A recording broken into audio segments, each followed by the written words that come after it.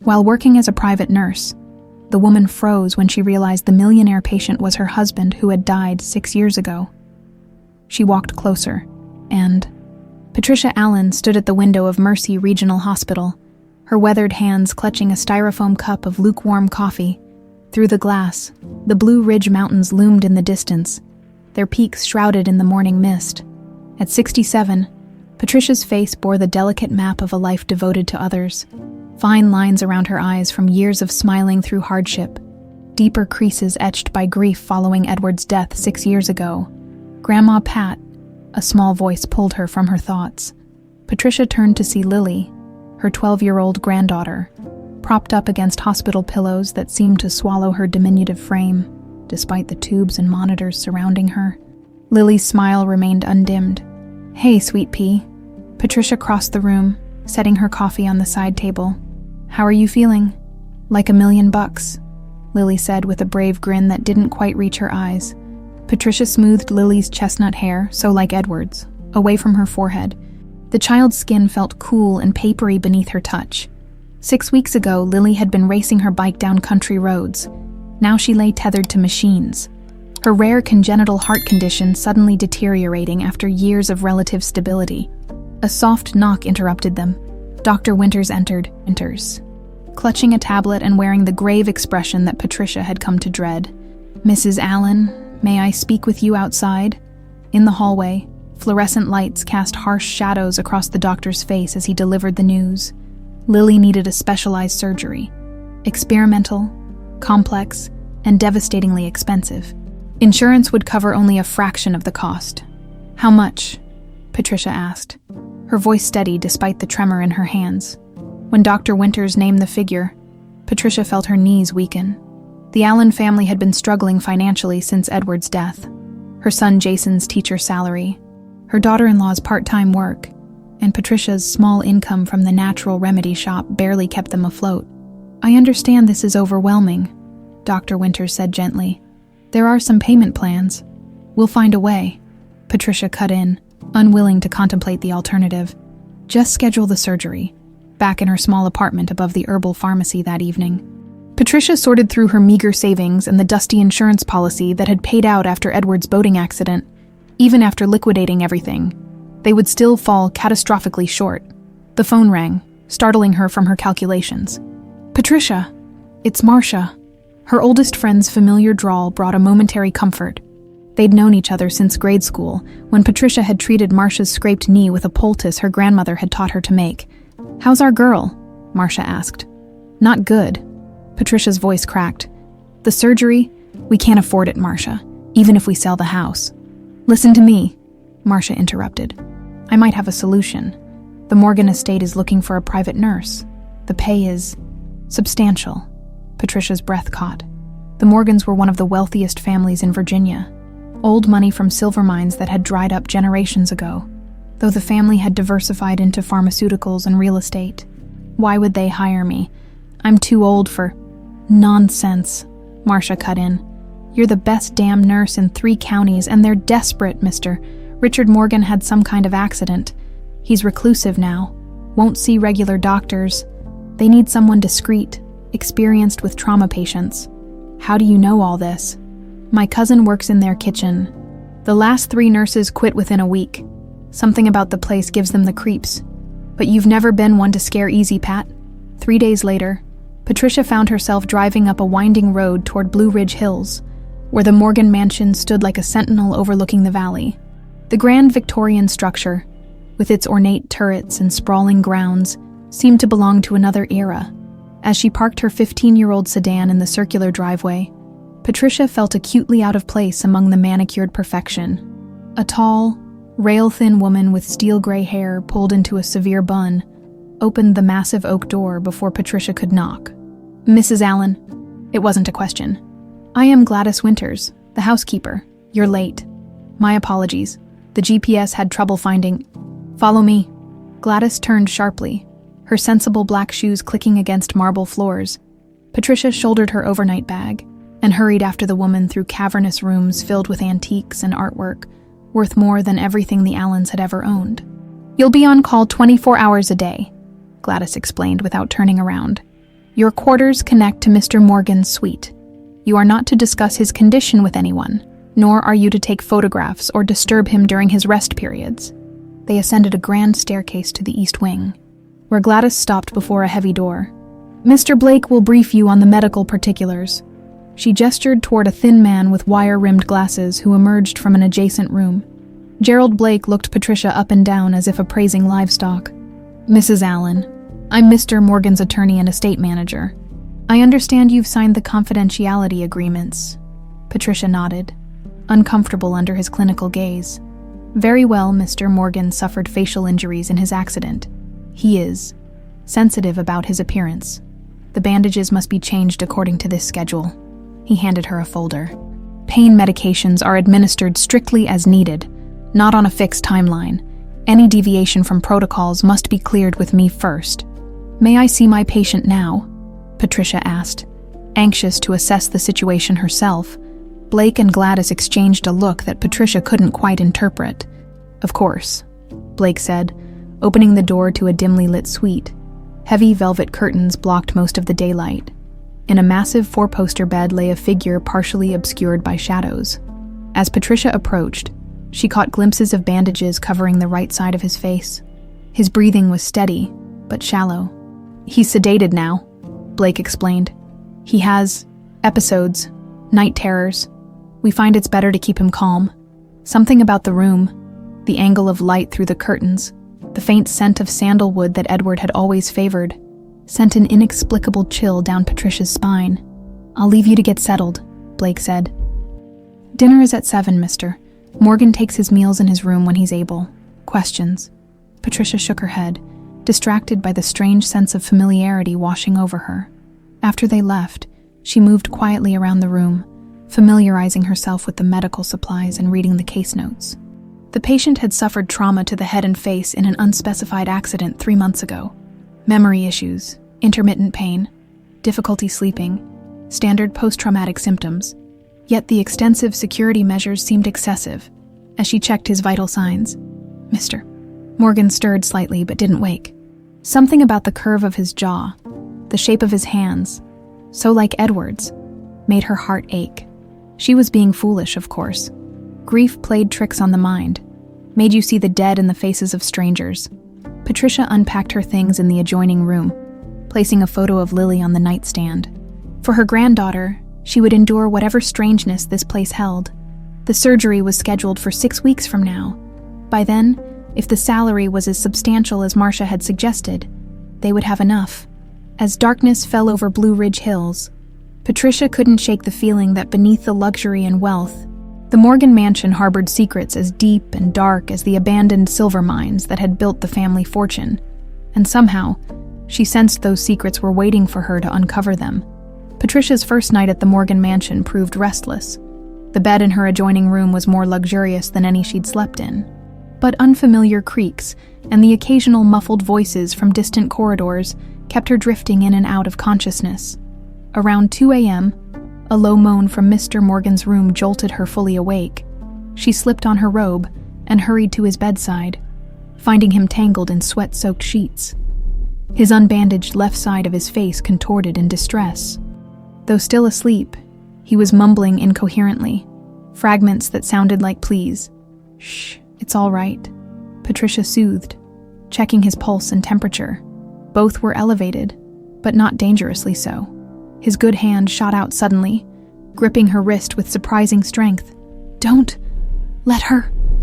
His voice was hoarse, barely recognizable. You're safe, Patricia assured him, carefully administering a small dose of the prescribed sedative. Just a nightmare. As his grip relaxed and his breathing steadied, Patricia took the opportunity to check his bandages. According to the chart, they weren't due for changing until morning, but she wanted to be thorough. Infection was always a risk with facial injuries. The bandages appeared clean, though she noted the wound beneath seemed more extensive than the medical notes had indicated, making a mental note to review the full file again. Patricia busied herself tidying the medical supplies on the bedside table. That's when she noticed the drawer was slightly ajar. She hesitated, professional ethics warring with curiosity.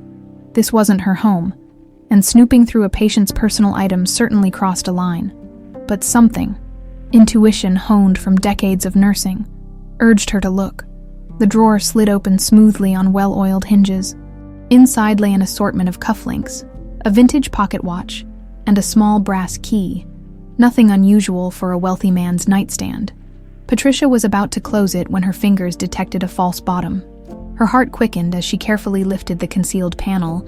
Nestled in dark velvet was a silver locket.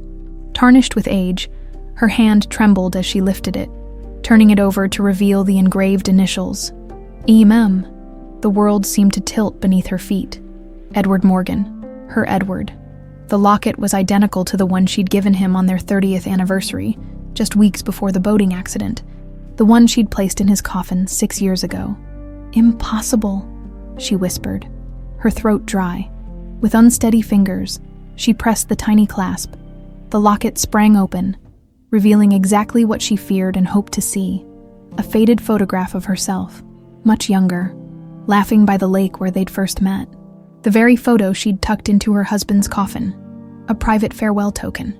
Patricia staggered back to her room, clutching the locket, her mind racing through possibilities, each more implausible than the last.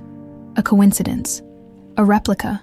Perhaps Edward had given his locket to Richard at some point. But that didn't explain the photo. Her photo inside.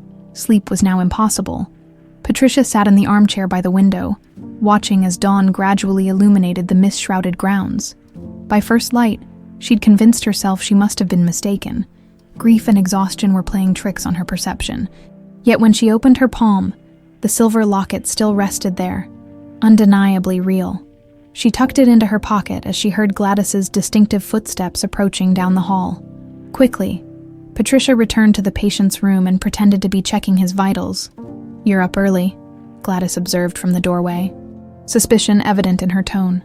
"Patient care doesn't adhere to normal hours," Patricia replied evenly. "Mr. Morgan had some distress during the night." Gladys's thin lips tightened. "I'll bring his breakfast at 8. Mr. Blake wishes to speak with you about medication adjustments afterward," as soon as Gladys departed. Patricia drew back the heavy curtains, allowing morning light to fill the room. For the first time, she could see her patient clearly, without shadows obscuring his features. Her breath caught in her throat. Despite the bandages covering the right side of his face, despite the gray-streaked beard that Edward had never worn, despite the gauntness of illness, she recognized those eyes, amber with flecks of gold near the pupils. Edward's eyes, eyes she'd gazed into for 40 years, eyes she would know in any face, under any disguise. Edward. The name escaped her lips as a whisper, half question, half prayer. The man stirred, blinking against the sudden light. His eyes, unfocused at first, slowly settled on her face. There was no recognition there, only confusion and the cloudiness of medication. Patricia took a steadying breath.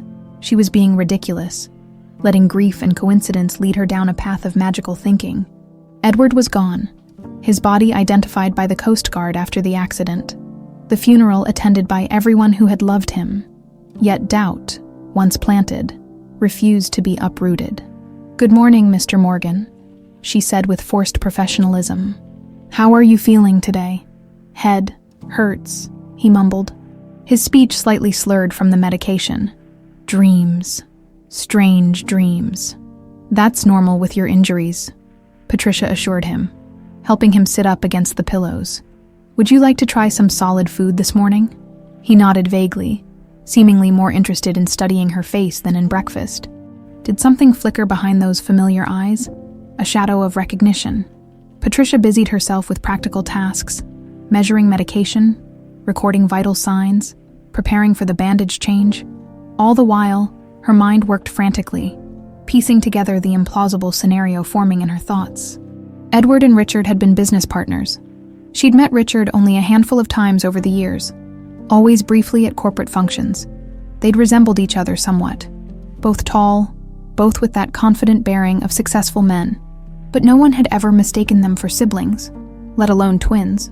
Yet the man before her now, despite the injuries obscuring half his face, bore an uncanny resemblance to her husband.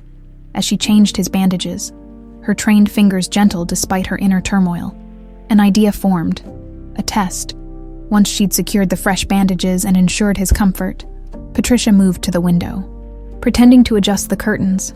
Then, softly, almost under her breath, she began to hum. The melody was simple, haunting, a lullaby passed down from her grandmother, taught to no one but Edward, their private song, a comfort during dark times, a celebration during joyful ones. In the reflection of the window, she watched him. His reaction was immediate, a stiffening of posture, a sharp intake of breath. His unbandaged eye widened, filling with something that might have been recognition, might have been tears. Where did you learn that song? His voice was stronger now, urgent despite its raspiness. Patricia turned slowly, studying him. An old family song. Does it bring back memories for you, Mr. Morgan? Before he could answer, the door swung open. Gerald Blake entered, followed by Gladys with the breakfast tray. "Ah, Mrs. Allen, I see our patient is awake." Blake's tone was pleasant, but his eyes darted suspiciously between Patricia and the man in the bed. "Why don't you take a break while I discuss some matters with Mr. Morgan? Gladys will show you to the kitchen for your own breakfast." Patricia hesitated, reluctant to leave now, with the locket burning a hole in her pocket and questions burning in her mind. "Of course," she finally agreed, knowing she couldn't press further with Blake present. "I'll return for the midday medications." As she followed Gladys from the room, Patricia cast one last glance at her patient. He was staring after her, his good eye filled with something that looked remarkably like desperation, like a man drowning who had just glimpsed a distant shore. Patricia picked at her breakfast in the cavernous kitchen.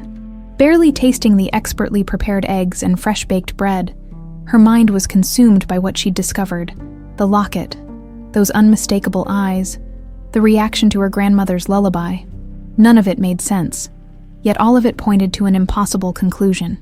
"You look like you've seen a ghost," a voice said. Startling her from her thoughts, Patricia looked up to see a woman about her age, plump and cheerful-looking with salt and pepper hair tucked under a hairnet. She wore a kitchen uniform and was kneading dough with practiced hands. "I'm Martha," the woman said, "but everyone calls me Marcia. I run this kitchen." Patricia nearly choked on her coffee. Marcia Jenkins. Well, technically Marcia Wilkins now, but I guess Marcia Jenkins to old friends from Riverdale High. The woman narrowed her eyes, then gasped, "Sweet Lord in heaven, Patricia Allen, is that really you?"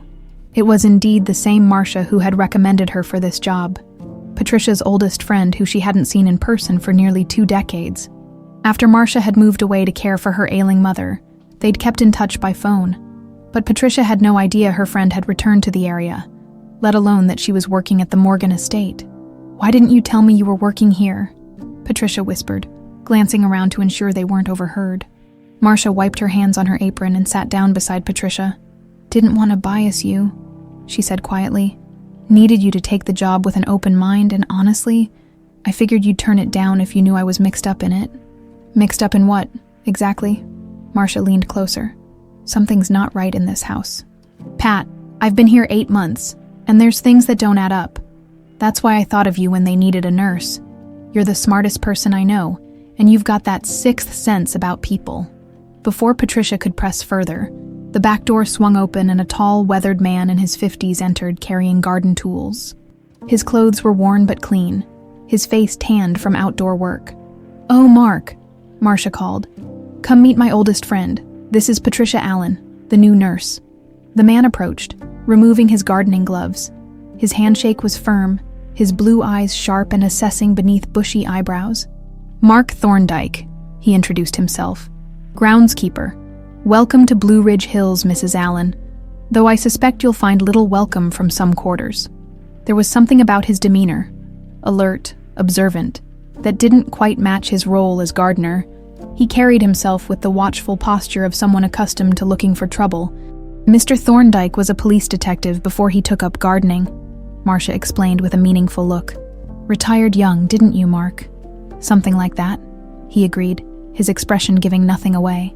The kitchen door swung open, and Gladys entered. The 3 of them immediately shifted positions. Marcia returning to her dough, Mark reaching for a glass of water, Patricia focusing intently on her breakfast. "Mrs. Allen," Gladys said coldly, "Mr. Blake would like to see you in his office now." Patricia followed Gladys through a maze of corridors to a book-lined study where Gerald Blake sat behind an imposing mahogany desk. "Please sit." Blake gestured to a chair, his tone pleasant but his eyes cold behind his spectacles. "How are you finding your first day with us?" "Fine, thank you," Patricia replied neutrally. "Mr. Morgan seems to be resting more comfortably now." Blake steepled his fingers. "Mrs. Allen, I want to be direct. Mr. Morgan's condition requires the utmost discretion and careful adherence to protocols. This morning, you altered his environment, opening curtains, engaging him in conversation, without authorization. I'm a registered nurse with 40 years of experience," Patricia countered. "Fresh air and light are beneficial for most patients, particularly those suffering from trauma, perhaps in a conventional hospital setting," Blake conceded with a thin smile. "But Mr. Morgan's case is unique. His memories of the accident are fragmented, and certain stimuli can trigger severe distress. That's why we insist on strict adherence to our established routines." Patricia nodded, deciding to appear compliant while she gathered more information. "I understand. I'll be more careful going forward." "Excellent." Blake's posture relaxed slightly. "Now, there's the matter of night supervision. Gladys has informed me that you were in Mr. Morgan's room during unauthorized hours. He was having nightmares," Patricia explained. "As his nurse, We have monitoring equipment for that purpose," Blake interrupted. "In the future, please use the call button. If you notice anything unusual on the monitors, Gladys will attend to any issues during night hours." The message was clear. Stay away from the patient when not administering scheduled care. But why? After leaving Blake's office, Patricia returned to check on her patient. To her frustration, Gladys was already there, administering medication and deliberately positioning herself between Patricia and Mr. Morgan. Throughout the day, Patricia found herself constantly shadowed. If she entered Mr. Morgan's room, Gladys or Blake would appear within minutes. When she tried to engage her patient in conversation during his more lucid moments, one of them would interrupt with a task requiring her attention elsewhere. It was during a rare moment alone in the garden, where she'd gone to collect her thoughts, that Mark Thorndike approached her again, pretending to trim a nearby hedge. "Beautiful evening, isn't it?" he said loudly, then lowered his voice. "Meet me at the old greenhouse after midnight, east path beyond the rose garden. Come alone." Before she could respond, he moved on, whistling as if they'd exchanged nothing more than pleasantries about the weather. That night, after ensuring her patient was sleeping soundly, Patricia slipped out of her room and navigated through the darkened mansion, using the moonlight filtering through massive windows as her guide. She found her way to the east garden and followed the stone path as instructed. The greenhouse stood like a crystal palace in the moonlight, its Victorian architecture elegant even in disrepair. Inside, she found Marcia and Mark waiting. "Sorry for the cloak and dagger business," Mark said without preamble. "But this house has eyes and ears everywhere." "What's going on here?" Patricia demanded. "Why all the secrecy around Mr. Morgan?" Marcia and Mark exchanged glances. "I wasn't completely honest about why I'm here," Mark admitted. "I didn't retire from the force. I was hired by an interested party to investigate the Morgan family, specifically activities surrounding Richard Morgan's accident and the family finances. I took the groundskeeper position as cover, and I got Marcia hired in the kitchen to help," he added, nodding at Patricia's friend. "We think there's something fishy about what happened to Richard," Marcia explained. "And about Edward's death too. Maybe." Patricia's heart skipped at the mention of her husband. "Edward? What does my husband have to do with this?" Mark's expression grew serious. "That's what we're trying to figure out. The timing of Richard's accident, exactly 6 years after Edward's death, raised red flags. And there's more." He pulled out his phone and showed Patricia a photograph of a sleek black car with a Virginia license plate. "This vehicle has been visiting the estate regularly for the past 3 years. The driver always uses the service entrance and meets privately with Gerald Blake." Patricia squinted at the image, then felt her blood run cold. "That's my son's car. That's Jason's Audi." "We know," Mark confirmed grimly. "Your son has been making monthly visits here for at least 3 years. Always leaves with an envelope. We haven't been able to determine what's in it, but..." "Money," Patricia whispered, the pieces suddenly clicking together. "That's how he's been helping with family expenses. He told us it was from successful investments, but..." Her voice trailed off as the implications sank in. "Pat, there's something else you should know," Marcia said gently. "The day they found Edward's body after the boating accident, Mark looked into the police reports. The identification was made based on personal effects and a partial dental match. The body itself was too damaged for visual ID." Patricia gripped the workbench to steady herself. "Are you suggesting that—" "I'm not suggesting anything definitive yet," Mark cautioned. "But between your son's mysterious income, the security around Richard Morgan, and the timing of everything, I think we need to look deeper." As Patricia walked back to the mansion under the vast, star-filled Virginia sky, the silver locket felt heavy in her pocket, a physical manifestation of the questions now weighing on her heart. Her son involved in some sort of payoff scheme, her patient possibly connected to Edward's death, and most disturbing of all, the growing suspicion that the man she was caring for might somehow be her supposedly dead husband. The next morning, Patricia mixed fresh yarrow and chamomile from her personal supplies into a tea for Mr. Morgan. These herbs, passed down through generations of her family, weren't on the approved medication list, but she knew their efficacy for healing and memory support if she was going to help her patient and uncover the truth. She needed to try methods beyond standard protocols. "What's that smell?" Gerald Blake appeared in the doorway, just as she was pouring the steaming liquid into a teacup. Patricia maintained her composure. "Just some herbal tea, good for inflammation." Blake's eyes narrowed. "All medications must be approved by Dr. Reynolds. This isn't medication." "Mr. Blake, it's tea." She met his gaze steadily. "Unless chamomile is suddenly a controlled substance." A tense silence stretched between them before Blake reluctantly nodded. "Very well, but I expect to be notified of any additions to his care regimen." After Blake left, Patricia carried the tea to her patient, who was sitting by the window, staring at the mountains in the distance. The morning light illuminated his unbandaged features more clearly than before. "I brought you something that might help with the pain," she said. Approaching slowly, he turned, his amber eyes focusing on her with growing clarity. The sedatives were being reduced gradually, and she could see the fog lifting from his mind. "Thank you." His voice was stronger today, less hesitant. "You're different from the others. Others, the other nurses. They were afraid to look at me." A bitter smile twisted his lips. "Or perhaps they were afraid of something else." Patricia sat in the chair opposite him. "What do you remember about your accident, Mr. Morgan?" He frowned, frustration evident in the creases of his brow. "Fragments, glass breaking, water, maybe. Everything before that is patchy. They tell me it's normal with head trauma. And what do you remember about your life, your family?" His gaze shifted back to the mountains. "They say I'm Richard Morgan, that I own all this." He gestured vaguely at the expansive grounds visible through the window. "That I was in pharmaceuticals, successful, but it feels like someone else's life, someone else's memories." Patricia's pulse quickened. "And when you dream, those nightmares, what do you see?" "A boat," he said softly. "Storm clouds gathering. A woman with silver-streaked dark hair, her face twisted in anger. And sometimes—" He hesitated, his eyes returning to Patricia's face with an intensity that made her breath catch. "Sometimes I see you." Before Patricia could respond, his expression clouded with confusion. "But that's impossible. They tell me we've never met before you came here. Perhaps you knew someone who looked like me," Patricia suggested carefully. He shook his head, wincing slightly at the movement. "No, it's more than that. When I heard you humming yesterday, that song, it felt like—" He struggled to find the words. "Like a key turning in a rusty lock." Patricia's hands trembled slightly as she passed him the teacup. "Drink this. It might help clear your thoughts." As he sipped the tea, she studied his face, searching for Edward in every line and shadow. The resemblance was uncanny, yet there were differences too.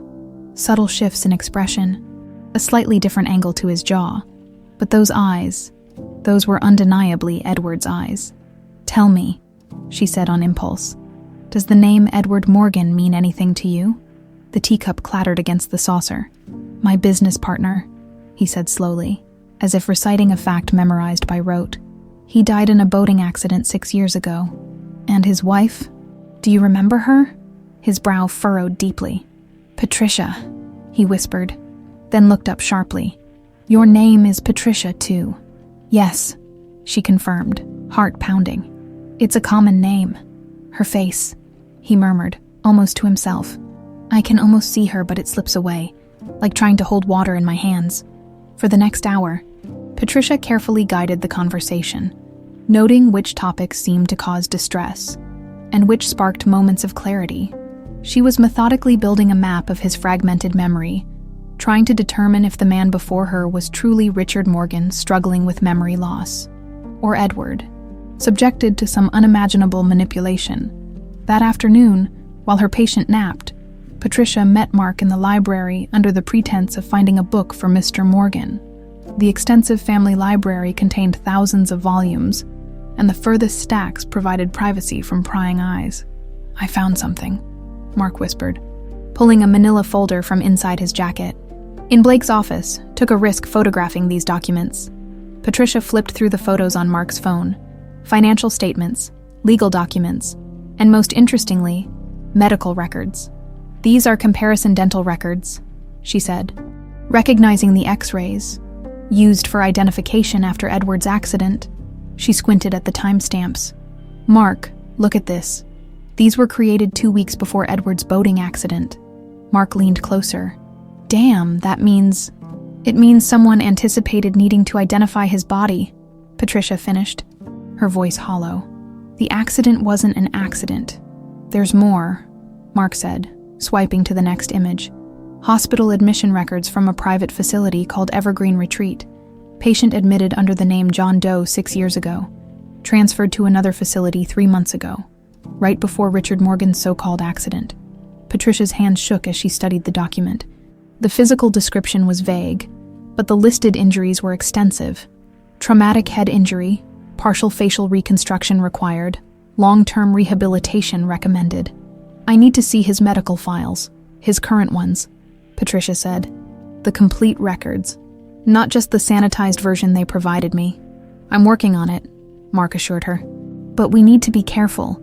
If they really did fake Edward's death and have been keeping him somewhere all these years, then discovering we know puts us in danger. Patricia finished grimly. And my son, what's his role in all this? I don't know yet, but the payments to him started 3 years ago. According to financial records I found, something must have happened then to trigger it, Patricia remembered. 3 years ago, Jason had suddenly come into money, claiming successful investments had finally paid off. He'd helped pay off the family mortgage, contributed to his sister's college fund, and even financed much-needed renovations to Patricia's herbal pharmacy. They'd all been so grateful, never questioning the timing or source of this financial windfall.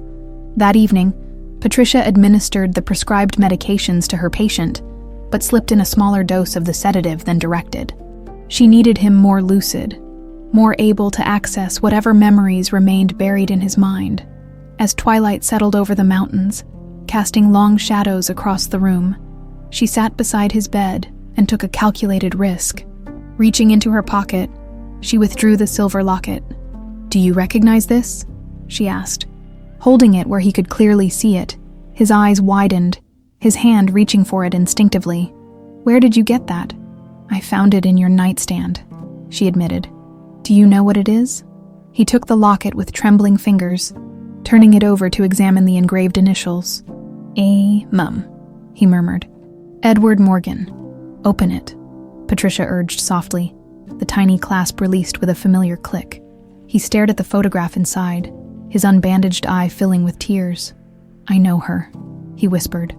"I know her face, but I can't remember her name. Why can't I remember?"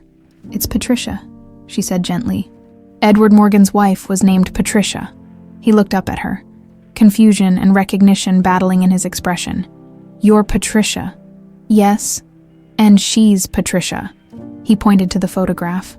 "And you look like her, but older. How is that possible unless—" His voice trailed off, his face paling as the implication dawned. "Unless you're her, unless I'm—" A sudden rap at the door interrupted the moment.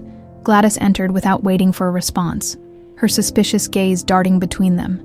"Mrs. Allen, you're wanted on the phone. It's about your granddaughter." Patricia's heart sank. "Lily, what's happened?" "They didn't say." "The call's in Mr. Blake's office." As Patricia hurried from the room, she glanced back to see her patient still clutching the locket, staring after her with an expression of desperate longing, and the first glimmer of genuine recognition. Patricia raced down the corridor, her heart hammering against her ribs. Gerald Blake stood waiting beside his desk, hand resting on the telephone receiver. "Your son," Blake said, gesturing to the phone with a thin smile that didn't reach his eyes. Patricia snatched up the receiver. "Jason, what's happened to Lily?" "Mom." Jason's voice carried confusion. "Lily's fine. She had a good day. Even sat up for a while." "Why would you think something happened?" Patricia shot Blake a suspicious glance. He had already busied himself with paperwork, feigning disinterest. "I was told there was an emergency," she said carefully, "but I'm relieved everything's okay." "Actually," Jason continued, "I was calling because I'm in the area, thought I might drop by to see you tomorrow." Warning bells sounded in Patricia's mind. "How did you know where to reach me?" A pause, too long to be innocent. "Marcia mentioned you'd taken a nursing position at the Morgan estate." Another lie. Marcia would never have volunteered that information, knowing its sensitive nature. "Of course," Patricia replied, keeping her voice neutral. "Tomorrow afternoon would be lovely." After a brief exchange about Lily's actual condition, Patricia hung up and turned to face Blake. "Gladys mentioned an emergency," she said coldly. Blake looked up with practiced concern. "A misunderstanding, I'm sure. You know how rumors circulate among staff." Patricia didn't believe him for a second, but nodded and excused herself. This had been a test, perhaps to gauge her reaction, perhaps to get her away from the patient during a moment of potential breakthrough, instead of returning directly to Mr. Morgan's room. Patricia made a detour to her own quarters, where she carefully hid the silver locket inside a hollowed-out book of poetry she'd brought from home. Her grandmother had taught her that sometimes the best hiding places were the most obvious ones.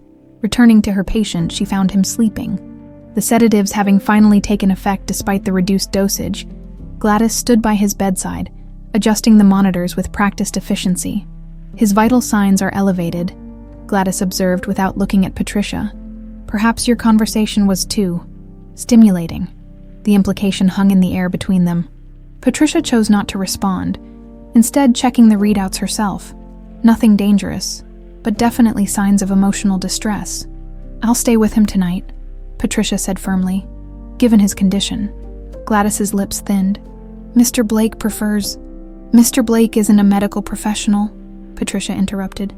"I am, and as Mr. Morgan's nurse, I'm making a medical decision." After Gladys left, Patricia settled into the chair by her patient's bedside, watching the steady rise and fall of his chest. Who was this man? The more time she spent with him, the more convinced she became that he wasn't simply Richard Morgan. But if he was Edward, her Edward, how was that possible? And why this elaborate charade? Sleep eventually claimed her, her head resting awkwardly against the chair's high back. She woke with a start as early morning light filtered through the curtains. Mr. Morgan was awake, watching her with an intensity that made her breath catch. "You stayed," he said simply. Patricia straightened, massaging her stiff neck. "Of course, you were distressed. I remember things," he said, his voice low and urgent. "Last night after you left, the locket triggered something, like a dam breaking."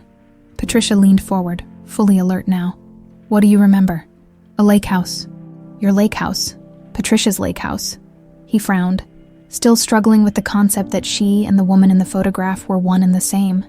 "A storm coming in across the water. I was taking the boat out one last time before winterizing it." "Edward's accident," Patricia whispered. "Someone was there," he continued, his face contorted with the effort of recollection. "On the dock. A woman.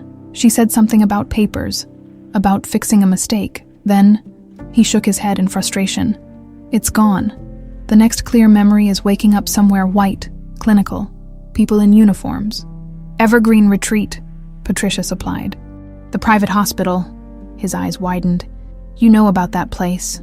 Before she could answer, the door opened and a nurse Patricia hadn't seen before entered with a breakfast tray. "Good morning," the young woman chirped with forced cheerfulness. "Time for breakfast and medication." Patricia recognized the interruption for what it was. Another attempt to prevent private conversation. She excused herself to freshen up. promising to return for the morning medical check. In her room, Patricia found her phone blinking with a text message from Marcia. Jay's car spotted at East Gate. Early arrival. Be careful. Jason wasn't supposed to come until afternoon. Why the change of plans? Patricia quickly showered and changed, mentally preparing for a confrontation she'd never imagined having with her son. She found Jason in the main parlor, being served coffee by an expressionless Gladys. At 38, her eldest still had the athletic build of the college baseball player he'd once been, though flecks of gray now peppered his dark hair. Edward's hair. Mom. He stood, embracing her with what seemed like genuine warmth. This place is something else. Now I see why you took the job. Patricia waited until Gladys left before speaking. How did you know I was here, Jason? And don't say Marcia told you. Jason's smile faltered. What do you mean? I mean that you've been coming to this estate for 3 years, meeting with Gerald Blake and leaving with envelopes of cash. Patricia's voice remained steady despite the storm of emotions inside her. I want to know why. The color drained from Jason's face. He set down his coffee cup with a shaking hand. Mom, I can explain. Then do. He ran a hand through his hair, so like Edward's gesture when cornered, and sank back into his chair. 3 years ago, I got a call from Blake. He said he represented Richard Morgan, who wanted to make amends for what happened to Dad, said there was money set aside, a sort of private settlement. Amends? For what? Jason looked pained. Morgan Pharmaceuticals had contracted Dad's engineering firm to redesign some equipment. There was a flaw in the design. Something Dad missed. Someone got hurt. The company covered it up legally, but Morgan felt responsible. Wanted to make it right without public scandal. Patricia stared at her son. Processing this revelation, Edward's firm had indeed done work for Morgan Pharmaceuticals, but he'd never mentioned any problems. Why keep it from me? From the family? Jason couldn't meet her eyes. Blake said it would only reopen old wounds. And honestly, Mom, we needed the money. Lily's treatments. Sarah's college. The mortgage. I convinced myself I was protecting you while providing for the family. And you never questioned it. A secret arrangement. Cash payments. Of course I did, but I checked the paperwork Blake showed me. It looked legitimate. He finally looked up at her. Mom, why are you asking about this now? What's going on? Patricia weighed her options. How much could she trust her son? Had he been an unwitting pawn in Blake's game? Or was there more to his involvement? I'm not sure, she said carefully. But I think there's more to Richard Morgan's accident than what we're being told, and I think it might connect to your father's death. Jason's expression shifted from guilt to concern. What are you talking about? The patient I'm caring for, the man they say is Richard Morgan, has memories he shouldn't have, and I found something that belonged to your father, something that should have been buried with him. She described the locket, the fragmented memories, the dental records prepared before Edward's accident. With each revelation, Jason's face grew paler. Mom, this sounds crazy, he finally said, but his tone lacked conviction. Dad died. We buried him. Did we? Did you ever see the body, Jason? None of us did. The coffin remained closed because of the condition of the remains. Jason stood abruptly. I need to see him. This patient of yours. That won't be possible, came Gerald Blake's voice from the doorway. Mr. Morgan isn't receiving visitors. Blake entered, followed by a severe-looking woman in her mid-60s, impeccably dressed in a charcoal suit, her silver-streaked dark hair pulled into a tight chignon. She surveyed Patricia with cold, calculating eyes. Mrs. Allen, Blake said smoothly. May I introduce Margaret Morgan, Richard's mother and the owner of this estate? Patricia felt a chill run through her as she recognized the woman from her patient's description, the woman on the dock before Edward's accident.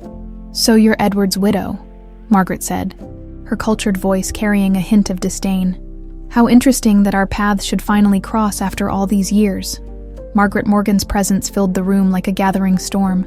Her tailored suit spoke of old wealth, the kind that had weathered generations without showing a wrinkle of concern for those crushed beneath its weight. Mrs. Morgan, Patricia acknowledged, forcing her voice to remain steady. I wasn't aware you were in residence. I maintain homes in several locations, Margaret replied dismissively. I return when circumstances require my personal attention. Her gaze shifted to Jason, a predatory gleam in her eyes. Mr. Allen, isn't it? I believe we have a mutual acquaintance in Dr. Reynolds. He's treating your daughter, I understand." Jason stiffened beside Patricia. The mention of Lily's doctor was no coincidence, but a carefully placed reminder of the Morgan family's reach. Blake cleared his throat. "Mrs. Morgan has kindly offered to join us for dinner tonight. Perhaps, Mrs. Allen, you might ensure your patient is comfortable for the evening. I'll supervise his medication." The dismissal was transparent, but Patricia recognized she had little choice. She needed time to process this new development and warn Marcia and Mark about Margaret's arrival. "Of course," she replied, turning to her son. "Jason, walk with me. I'd like to hear more about Lily's progress." Outside in the corridor, safely out of earshot, Jason grabbed her arm. "Mom, what the hell is going on? That woman. The way she looked at me. She's dangerous," Patricia whispered. "Whatever you do, don't mention anything about what I've told you. Pretend you know nothing beyond the story Blake fed you about the settlement. But if what you're saying is true, if Dad might somehow be alive, then the Morgans have gone to extraordinary lengths to hide that fact, including paying you to keep quiet about something you didn't even know." Patricia squeezed her son's hand. "Promise me you'll be careful." Jason nodded, his expression hardening. "I'll need to get back to Lily soon, but I want answers. 3 years I've been taking their money, Mom. If it was part of whatever this is, I need to know." Patricia hugged him briefly, then made her way back to her patient's room. She found him sitting in the window seat, staring at the mountains, the bandages on his face freshly changed, not by her. "You've been gone a while," he said without turning. "I had a visitor, my son." Now he did turn, his amber eyes studying her face. "Jason." The name emerged not as a question, but as a statement of recognition. Patricia felt her heart skip. "You know him." He frowned, pressing a hand to his temple. "I don't know. The name feels familiar, important somehow." Patricia moved closer, lowering her voice. "Margaret Morgan is here. Does that mean anything to you?" His reaction was immediate and visceral, a full-body flinch, his good hand clutching the windowsill until his knuckles turned white. "She can't see me," he whispered urgently. "She can't know I remember." "Remember what?"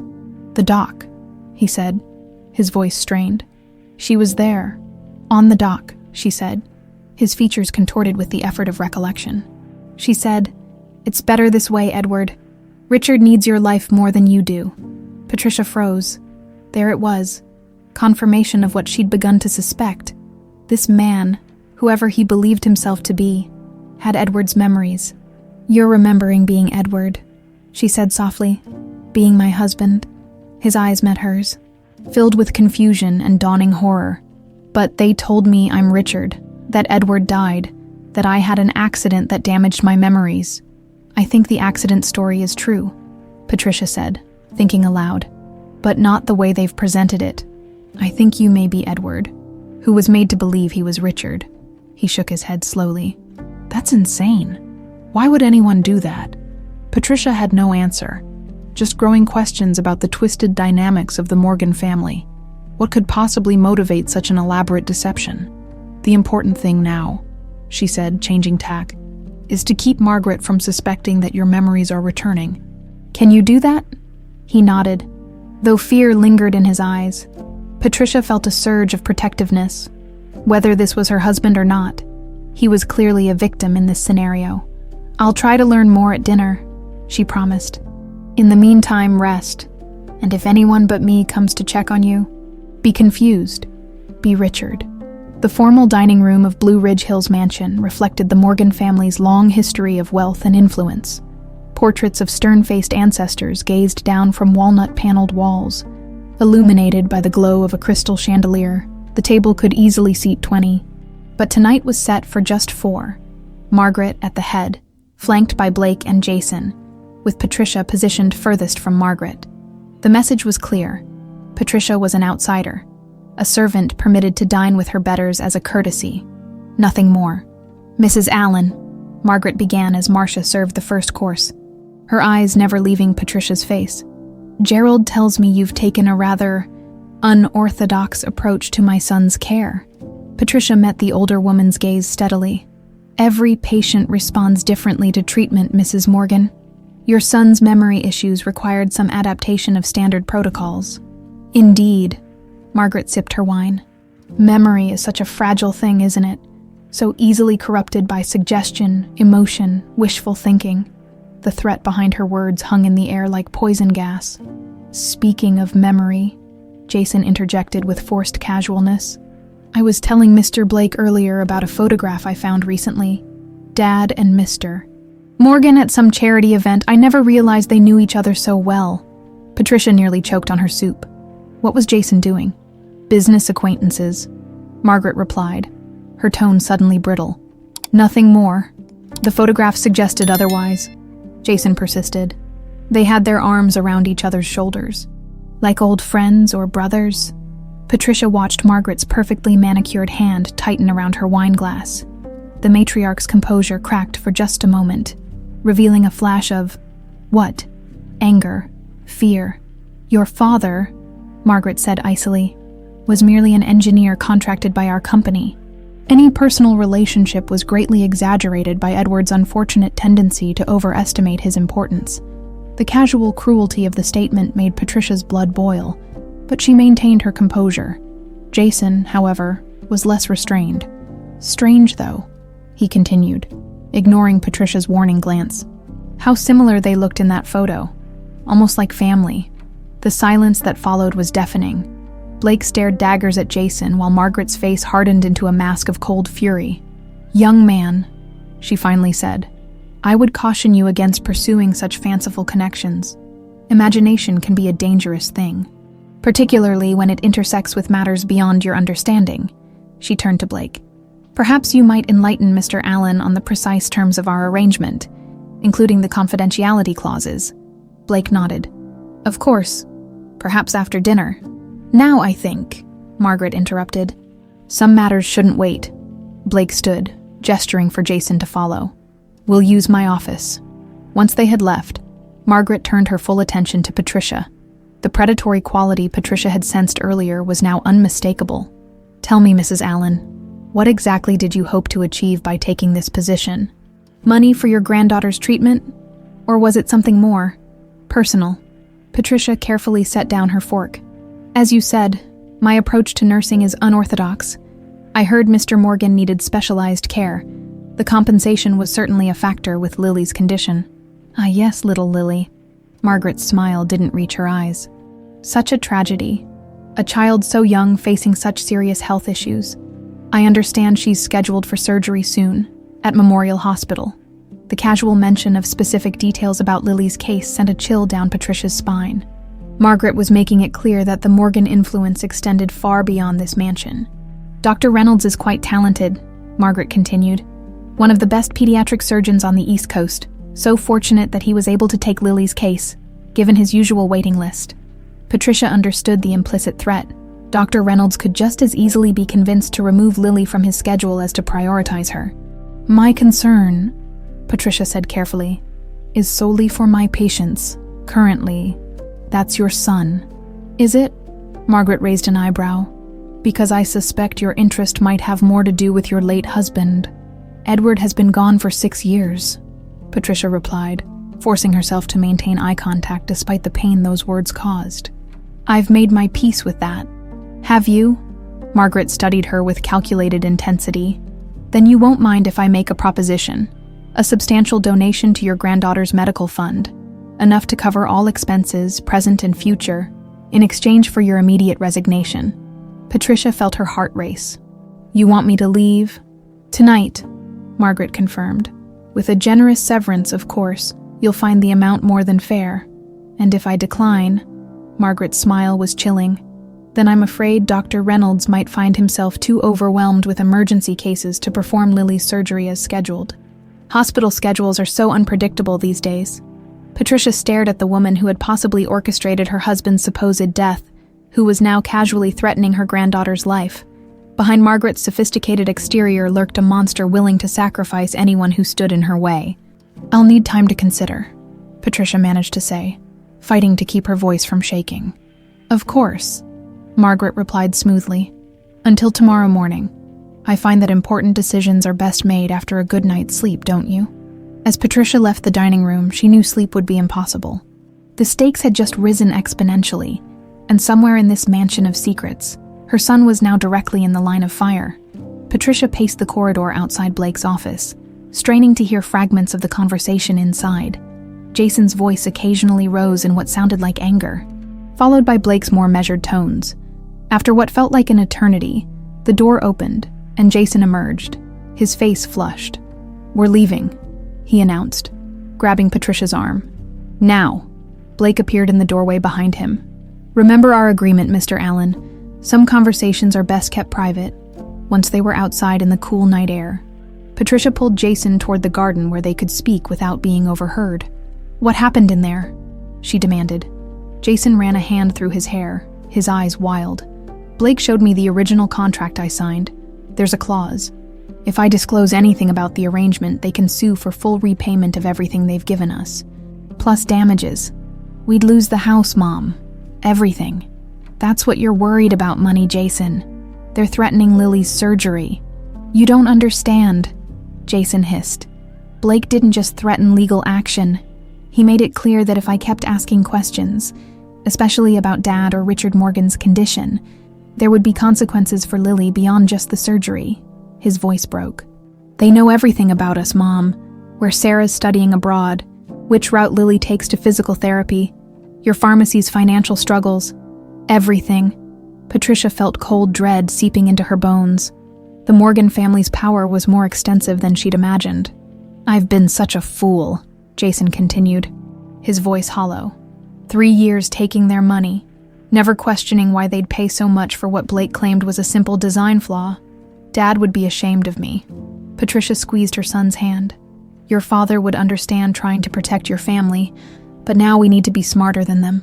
She lowered her voice further. "Jason, I think your father is alive. I think he's upstairs in that bedroom, made to believe he's Richard Morgan." Jason stared at her, conflict evident in his features. "Mom, that's insane. I know how it sounds, but I've seen evidence. Memories he shouldn't have. Reactions to things only Edward would know." She quickly shared everything she'd discovered, including the conversation with her patient just before dinner. With each revelation, Jason's expression shifted from skepticism to horrified realization. "But why?" he finally asked. "Why fake Dad's death? Why make him think he's Richard?" "I don't know yet, but Margaret was on that dock the day of the accident. She said Richard needed Edward's life more than he did." Jason's eyes widened. "I need to see him.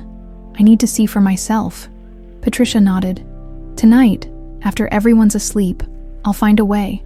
As Jason departed with a promise to return after midnight, Patricia felt someone watching her. Turning, she spotted Mark Thorndike pruning bushes nearby, close enough to have overheard their conversation.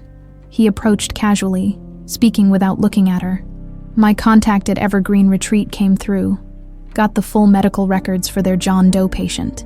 He pressed a folded paper into her hand. "And I made a trip to that other facility, the one where he was transferred. Interesting place. Very high security for a rehabilitation center." Patricia unfolded the paper to find an address scrawled inside. "What did you learn?" "The place is called Blackbriar Institute. Officially specializes in identity disorders and memory reconditioning. Unofficially," Mark's expression darkened, "my police contacts say it's been investigated twice for experimental therapies that cross ethical lines. Both investigations mysteriously closed without findings. Memory reconditioning," Patricia repeated, the implications chilling. They weren't just keeping Edward sedated for 6 years. They were actively altering his memory, making him believe he was Richard. "That's not all," Mark continued, keeping his voice low. "I managed to get a look at their visitor logs. Dr. Brooke Morgan has been signing in regularly, twice weekly visits to an unnamed patient in the high-security wing." "Brooke Morgan, Margaret's daughter." Mark nodded.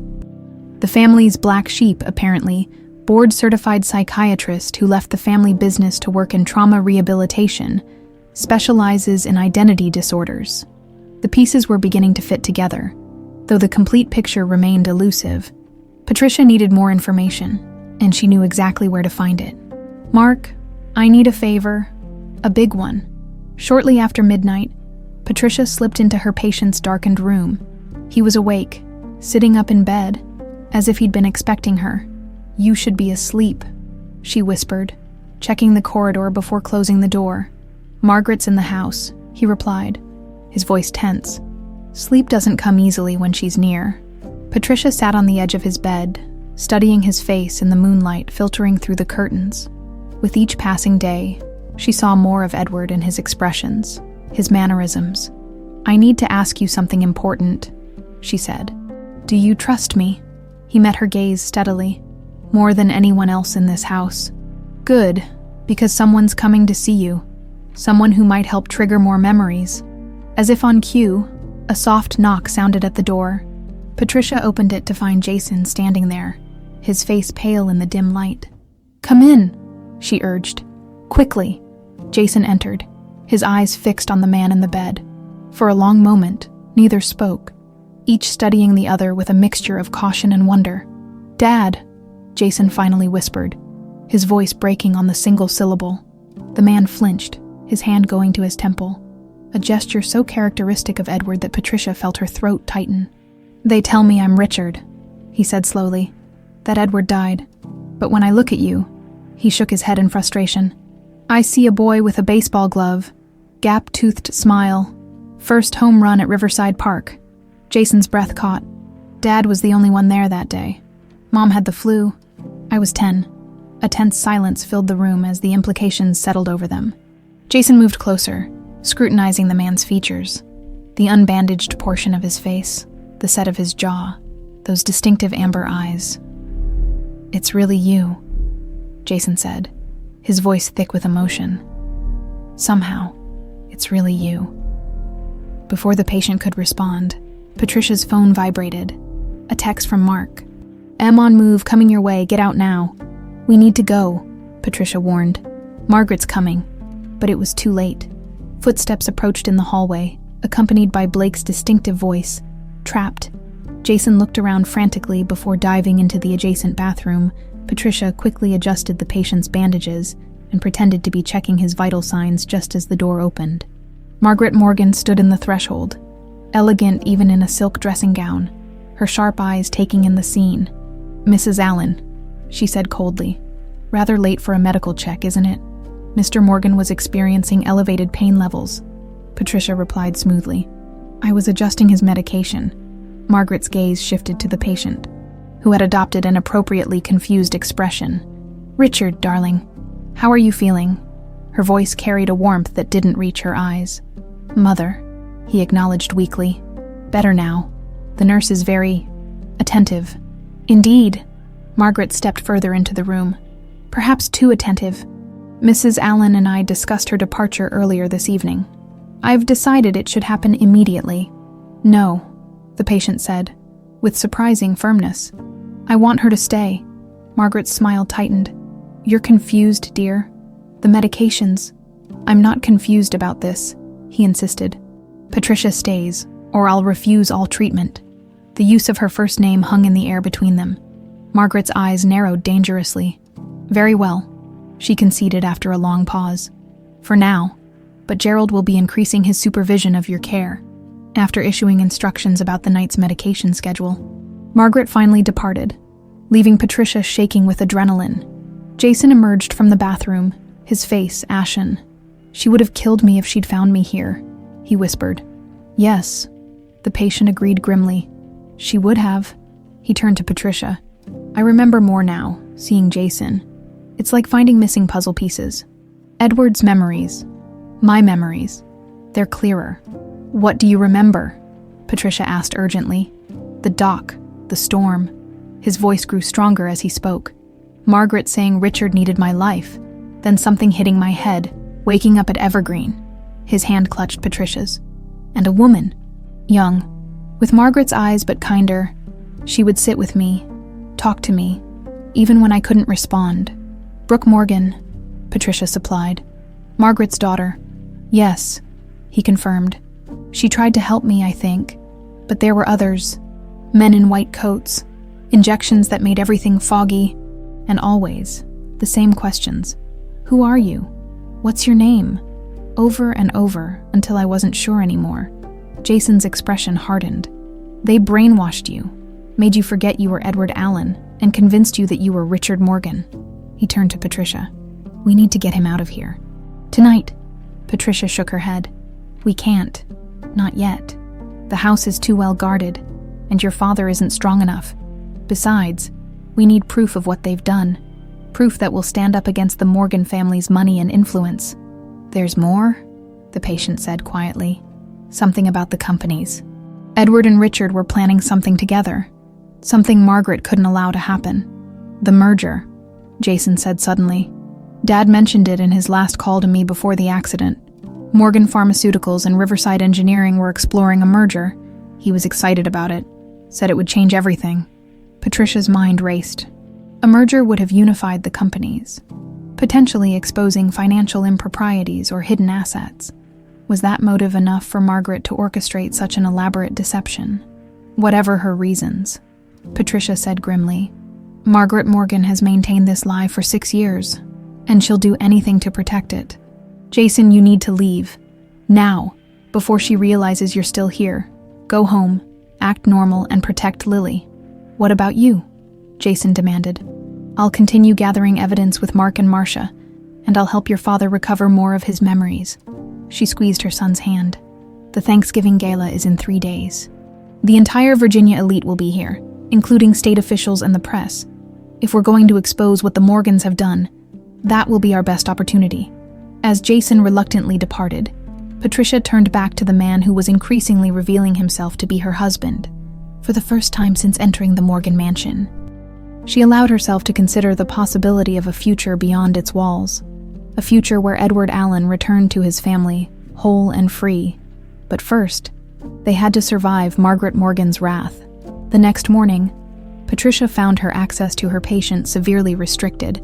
Blake had stationed a security guard outside the bedroom door, and Gladys shadowed Patricia's every move, claiming Margaret's instructions required additional supervision during treatments. "Mrs. Morgan is concerned about Mr. Morgan's agitated state," Gladys explained with thinly veiled suspicion. "She believes familiar faces would be beneficial for his recovery." Patricia maintained her professional demeanor despite the obstacles. With Gladys watching, she could only exchange brief glances with her patient, who played his role perfectly, responding to Richard when addressed, displaying appropriate confusion about past events, and appearing appropriately dependent on his caretakers. When lunchtime arrived, Patricia finally found a moment alone with Marcia in the kitchen. The cook was furiously chopping vegetables, her usual cheerful demeanor replaced by obvious anxiety. "Things are changing around here," Marcia whispered, not looking up from her task. "Margaret's brought in extra security for the Thanksgiving gala, and there's talk about transferring Mr. Morgan to a facility in Switzerland after the event." Patricia's blood ran cold. "How soon?" "Private air ambulance is on standby." Mark overheard Blake making arrangements. Marcia lowered her voice further. "There's more. A woman arrived this morning. Checked into the East Wing guest suite. Young, professional looking. Blake called her Dr. Morgan." "Brooke," Patricia breathed. "Margaret's daughter? I delivered breakfast to her room. Seemed nice enough, but tense. Kept looking at her phone like she was expecting an important call. This development could either help or hinder their plans. From what they'd pieced together, Brooke Morgan had been involved in Edward's care at Blackbriar Institute, possibly even trying to help him, but her loyalties remained unclear. "We need to speak with her," Patricia decided. "Find out whose side she's on." "Already working on it," Marcia confirmed. "Mark's arranged for her breakfast tray to be delivered by me tomorrow, with a note from you requesting a meeting. If she's truly sympathetic, she'll find a way." Patricia nodded gratefully. "Any word from Jason?" "He called the kitchen phone an hour ago, asking for you. Said to tell you Lily's stable. But Dr. Reynolds requested a consultation with specialists," emphasizing that last part like it meant something. Patricia understood the message. The Morgans were keeping their leverage over Jason by maintaining control of Lily's medical care. Her granddaughter wasn't in immediate danger, but the implicit threat remained. That afternoon, as Patricia dutifully performed her limited medical duties under Gladys's watchful eye, she noted increased activity throughout the mansion. Staff moved purposefully through the corridors, carrying decorations and polishing silver. The annual Thanksgiving gala at Blue Ridge Hills was clearly a significant event. 75 guests this year. Gladys remarked with unusual volunteering of information, including the governor, 2 senators, and various corporate leaders. The Morgan Thanksgiving tradition dates back generations. Patricia recognized this for what it was, a reminder of the family's power and connections. Anyone challenging the Morgans would face formidable opposition. Late that evening, after completing her patient's final check for the night, Patricia returned to her room to find an envelope slipped under her door. Inside was a small key with a tag labeled St. Matthew's Chapel, side door, and a note in Mark's handwriting, "Midnight, come alone." The chapel stood at the edge of the estate grounds, a Gothic stone structure with stained glass windows that had served the Morgan family for generations. Patricia had glimpsed it during her walks but had never been inside. Following the moonlit path through the gardens, she reached the secluded building shortly before midnight. The side door creaked softly as she used the key, revealing a modest sanctuary illuminated by candles. Mark Thorndyke stood near the altar, his expression grave. Beside him was a woman in her mid-30s with Margaret's aristocratic features softened by compassion. She wore a simple blouse and slacks, her dark hair pulled back in a practical ponytail. "Dr. Brooke Morgan," Mark introduced. "Mrs. Allen," Brooke acknowledged, extending her hand. "I've been hoping to meet you under better circumstances. You've been treating my husband," Patricia said without preamble, "at Blackbriar Institute." Brooke didn't deny it. "Yes, though treating implies something more benevolent than what was happening there." Her voice carried genuine regret. "I didn't know the full truth until recently, about who he really was, what my mother had done. Why should we believe you?" Patricia challenged. Brooke reached into her bag and withdrew a thick file and a small electronic device. "Because I've brought you everything you need to expose what happened." She placed them on the altar.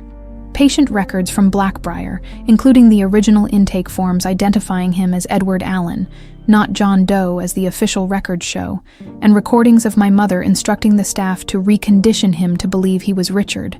Mark picked up the recording device, examining it with professional interest. "This would be inadmissible in court without context. The medical records provide that context," Brooke argued, "together with DNA testing to confirm his identity.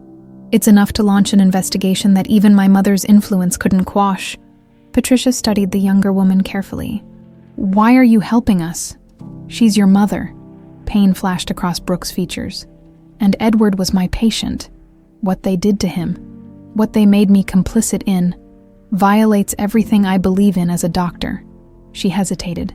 "And there's more to it. My mother's obsession with separating Edward from the Morgan name and fortune. It never made sense until I found my father's journals. Your father, Thomas Morgan, died when I was a child. I barely remember him, but he kept detailed journals, including the truth about Edward's birth." Brooke took a deep breath. "Edward and Richard aren't just business partners who resembled each other. They're identical twins, separated at birth." Patricia felt as if the floor had dropped away beneath her. "Twins," Brooke nodded. "My father had an affair with a local woman, Catherine Allen.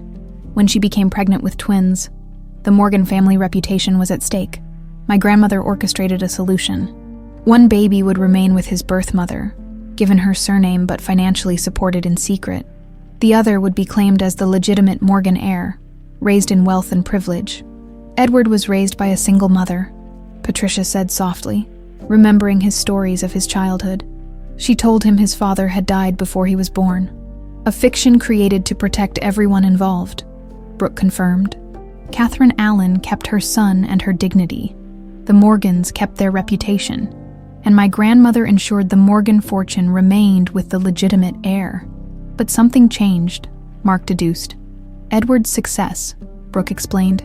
"He built Riverside Engineering from nothing, becoming as wealthy and influential as Richard, who struggled with addiction and failed ventures despite his advantages. It drove my grandmother mad that the son she'd discarded was proving more capable than the one she'd chosen. The puzzle pieces were falling into place, revealing a picture of generational cruelty motivated by pride and control. When Edward and Richard discovered their connection and planned to merge their companies, acknowledging their brotherhood publicly," Patricia began, "it was the ultimate threat to my grandmother's carefully constructed narrative," Brooke finished.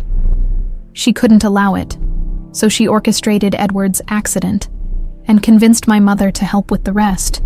using Richard's genuine medical issues as cover for substituting Edward in his place. "And the real Richard?" Patricia asked, dreading the answer. "Currently in a private treatment facility in Switzerland, recovering from injuries sustained in a genuine car accident 3 months ago.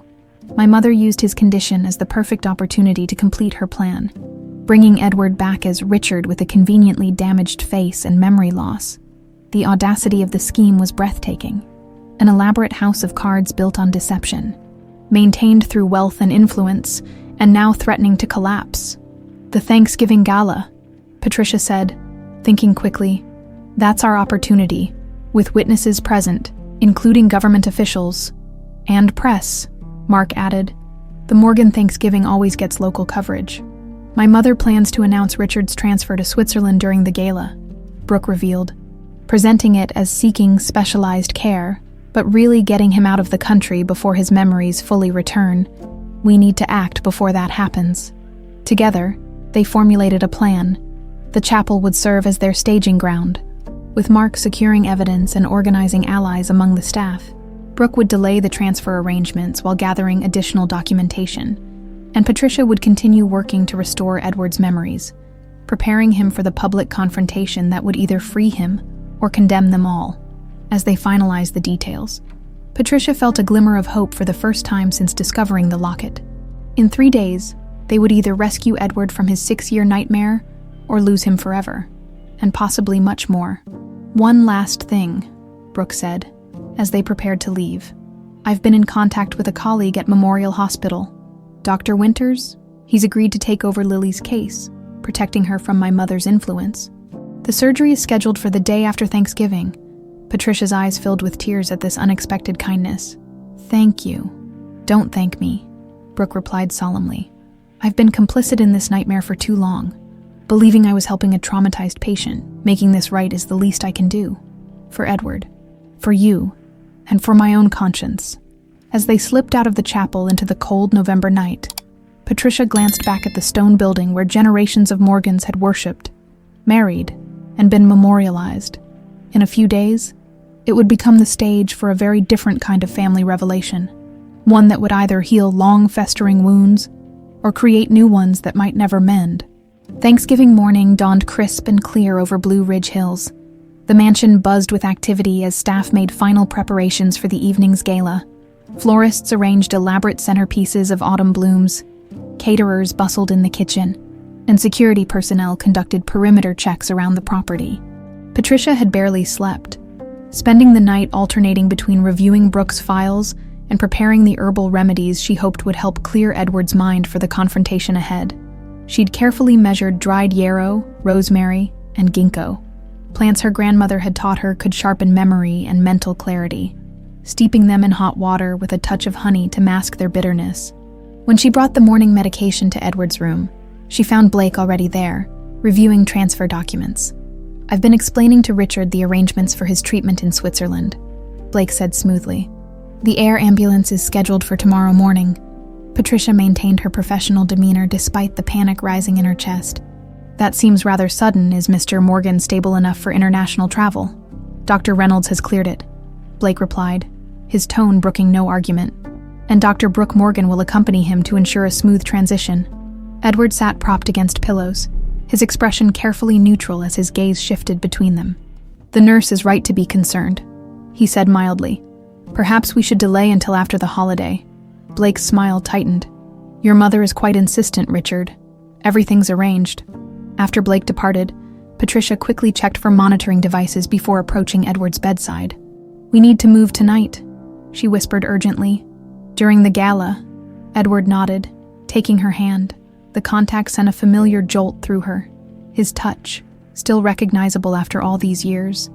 "I remember more each day," he murmured. "Our wedding at the lakeside, Jason's birth during that terrible snowstorm, the fishing cabin in the Shenandoahs." Tears pricked at Patricia's eyes. These were Edward's memories, private moments that Richard Morgan couldn't possibly know. "Drink this," she said, offering the herbal tea. "It might help clear your thinking further."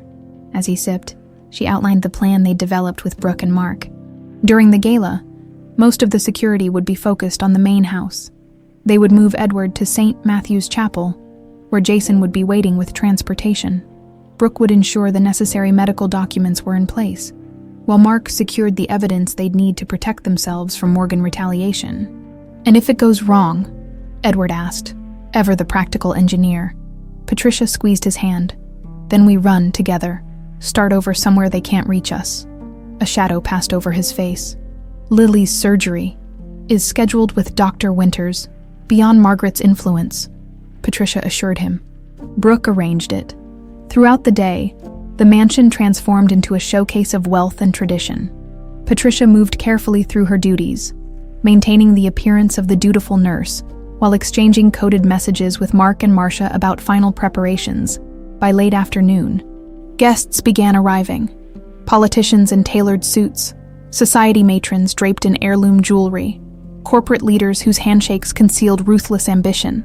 Patricia observed them from the periphery, noting which ones greeted Margaret with genuine respect and which with wary deference at 6 o'clock. She helped Edward dress in a tailored suit that Brooke had arranged. Despite his protests that he wasn't strong enough to attend, Margaret had insisted that Richard make an appearance at the gala. If only briefly, this unexpected demand had actually simplified their plan. They would no longer need to smuggle him from his bedroom.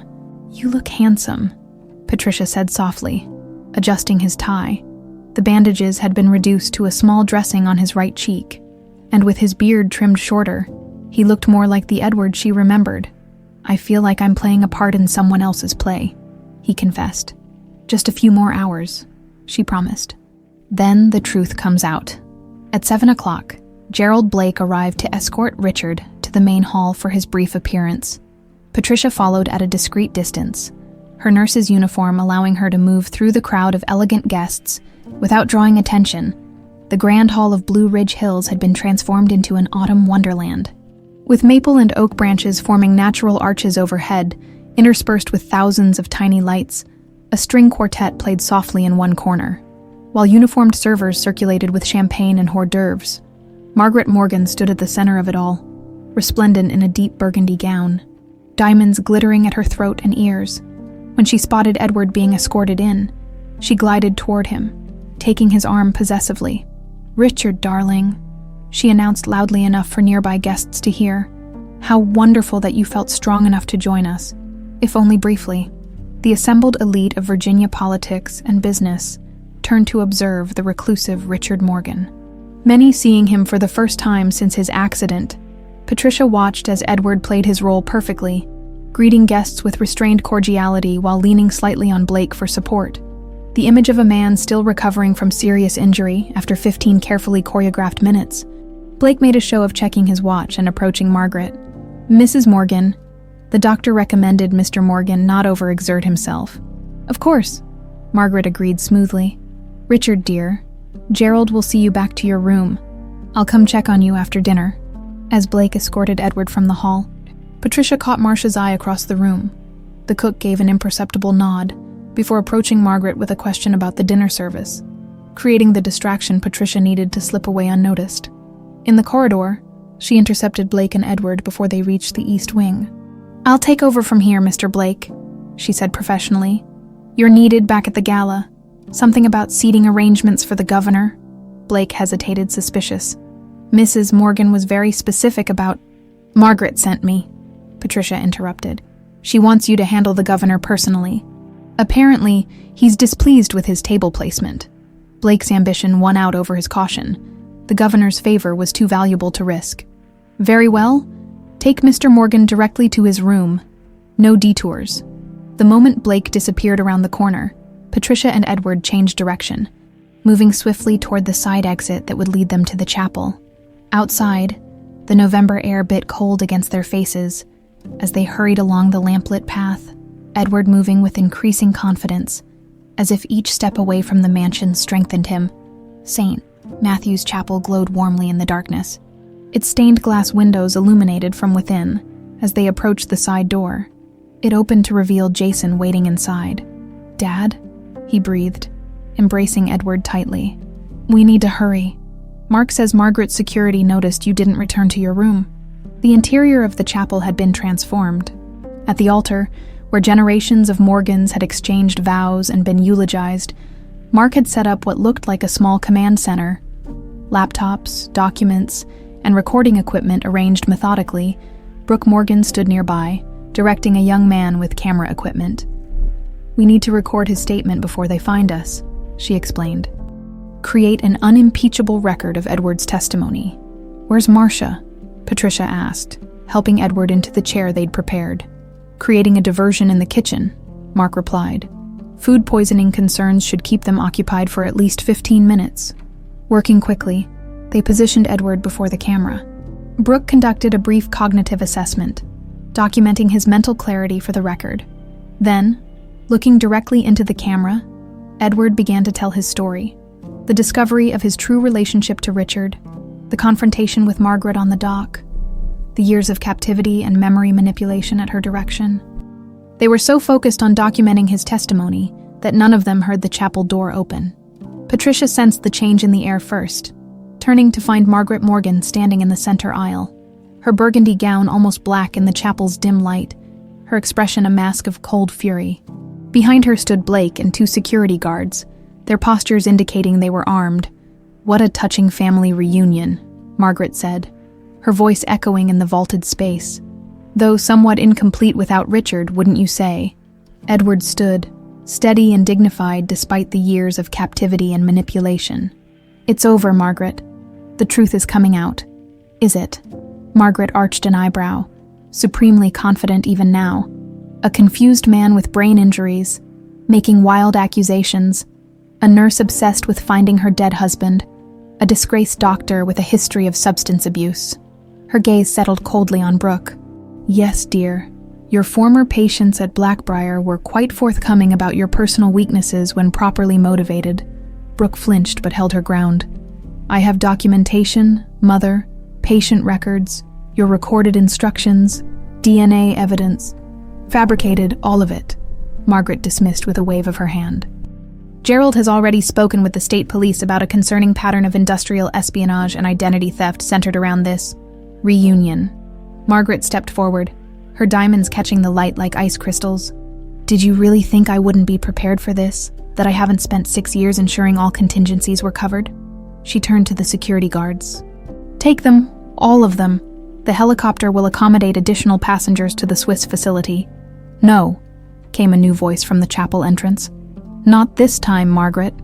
Every head turned to see an elegant man in his late 60s standing in the doorway, leaning slightly on a cane, but radiating authority, despite his obvious physical frailty. "Richard," Edward whispered in shock, staring at his own face. Older, more haggard, but unmistakably identical to his own. The real Richard Morgan stepped into the chapel, flanked by state police officers in uniform.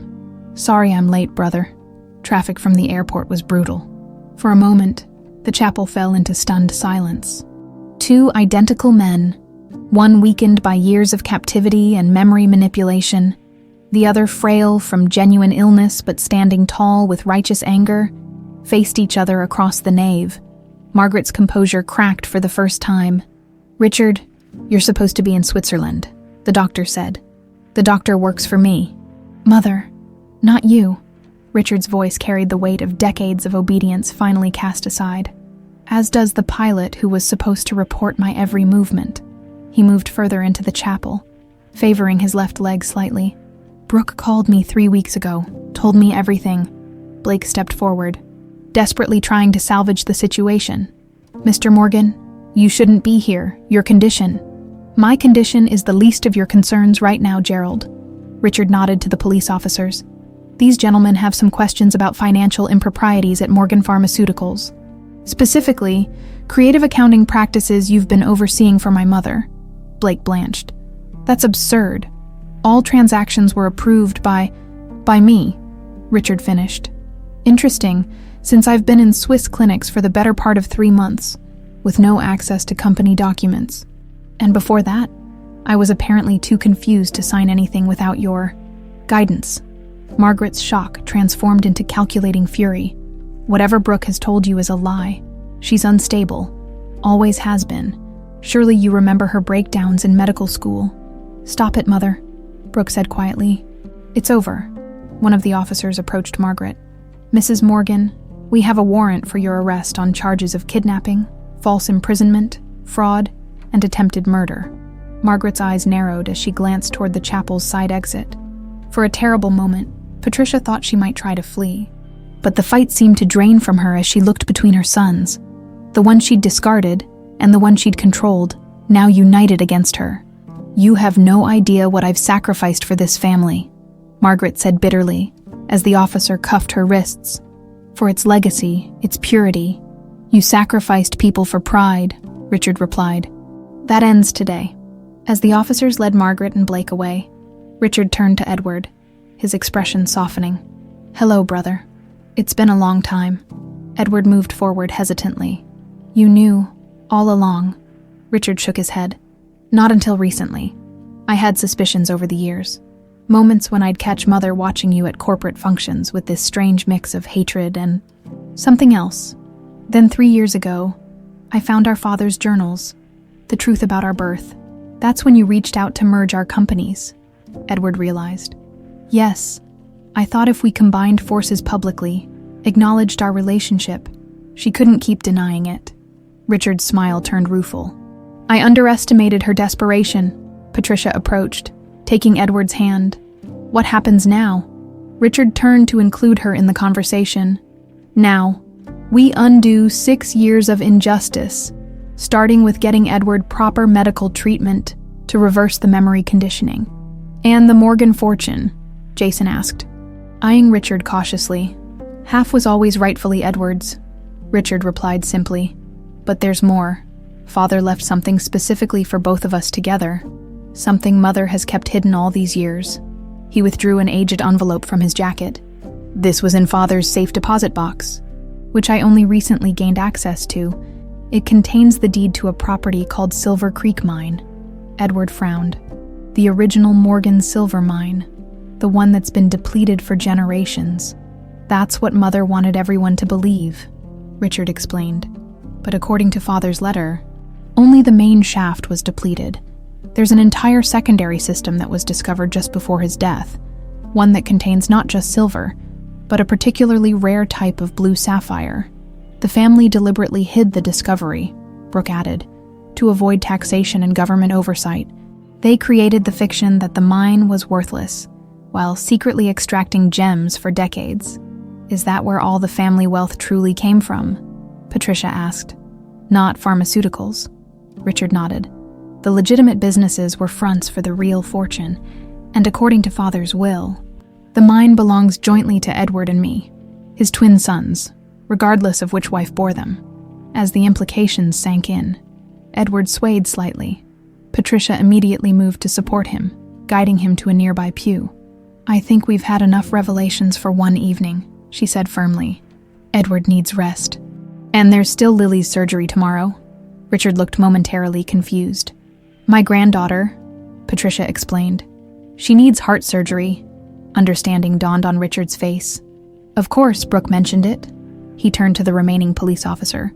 "We'll continue this tomorrow. My brother needs medical attention, and his family has other priorities right now. We'll need formal statements," the officer replied, "but it can wait until morning." As the chapel emptied, Richard approached Edward one last time. "I've made arrangements at Memorial Hospital. Private rooms for your recovery near your granddaughters. The best cardiac surgeon for her. The best neurological team for you." "Why?" Edward asked simply. "After everything our mother did to separate us, why help me now?" Richard's expression softened. "Because we lost 50 years as brothers. I don't want to lose a single day more." The next morning, as pre-dawn light filtered through the hospital windows, Patricia stood between 2 rooms, one containing her husband receiving treatment to undo years of memory manipulation, the other holding her granddaughter being prepared for heart surgery. "You should get some rest," Jason said, approaching with coffee. "It's been a long night." Patricia accepted the cup gratefully. "Too much happening. I don't want to miss anything." "Dad's doctors say the prognosis is good," Jason offered. The memory suppression techniques they used were sophisticated but reversible, with time and proper treatment. He should recover most, if not all, of his memories. And the new ones, Patricia wondered. The ones they created to make him believe he was Richard. They'll fade eventually, Jason replied, though the doctors say some confusion might persist. A surgeon approached them in green scrubs, mask pulled down around her neck. "Mrs. Allen, we're ready to begin Lily's procedure." Patricia's hand trembled slightly, sloshing coffee onto her fingers. After so many years of struggle, of saving every penny for this moment, it hardly seemed real that it was finally happening. "The operation is fully covered," the surgeon added, misinterpreting her hesitation. "Mr. Morgan has seen to all expenses, including post-operative care and rehabilitation." "Which Mr. Morgan?" Patricia asked with the ghost of a smile. "Both, actually. They were quite insistent." As the surgeon departed to prepare, Patricia gazed through the window of Edward's room. He slept peacefully, monitored by machines far more sophisticated than those at the mansion. His face, now unbandaged, looked more like the husband she remembered with each passing hour. "It's strange," she said softly to Jason. "For 6 years, I believed he was gone. Then for a week, I dared to hope he was somehow alive. Now that I have him back, I'm almost afraid to believe it." "It's real, Mom," Jason assured her, then squeezing her shoulder. "Though the story sounds like something from one of your soap operas," Patricia laughed, the first genuine laugh in what felt like years. "Life is stranger than fiction sometimes." A nurse emerged from Lily's room. "We're moving her to the OR now. You can walk with us to the doors," as Patricia accompanied her granddaughter's gurney. The child's small hand clutched hers tightly. Despite the preoperative medication, Lily's eyes were clear and focused. "Grandma, is it true? Grandpa's really back." Patricia nodded, fighting back tears. "Yes, sweetheart. He's been lost for a while, but he's found his way home. Like in the stories you tell, where love conquers everything." "Something like that," Patricia agreed, brushing Lily's hair from her forehead. "Now, you focus on getting better. Grandpa will be so excited to see you when you're both recovered." After kissing Lily's forehead at the OR doors, Patricia returned to Edward's room. He was awake now, his amber eyes tracking her as she entered. "Patricia," he said, the name emerging with certainty rather than the confusion of previous days. "My Patricia." She sat beside him, taking his hand. "How much do you remember?" "More every hour," he replied. "Our first date by the lake, the tiny apartment above the hardware store. Your grandmother teaching you her remedies." His brow furrowed. "But there are still gaps and other memories that feel like dreams or nightmares. The doctors say that's normal. It will take time." Edward squeezed her hand. 6 years, Patricia. They stole 6 years from us. And we have many more ahead," she reminded him gently. "Plus a fortune in sapphires, apparently." That earned a chuckle, which transformed his face into the Edward she remembered. "What will we do with all that wealth? We never needed much before." Patricia thought of the small herbal pharmacy she'd maintained, of her grandmother's traditional remedies that had helped keep Edward's mind clear despite the drugs. "I have an idea," she said slowly. "A center that combines traditional medicine with modern treatments, using the mansion property. Blue Ridge Hills Healing Center," Edward mused. "I like it." As morning light strengthened outside the window, Patricia reflected on the twisting path that had led to this moment. A desperate need for money to save her granddaughter, a mysterious patient with familiar eyes, a silver locket that should have been buried, all threads in a tapestry more complex and beautiful than she could have imagined. "What are you thinking?" Edward asked, watching her face. "That sometimes the most valuable treasures aren't found in silver mines," she replied, leaning down to kiss him softly. "They're found in the places we least expect them, often right before our eyes." Outside, the sun crested the Blue Ridge Mountains, bathing the valley in golden light. A new day, a new beginning, and the promise of healing for wounds both old and new.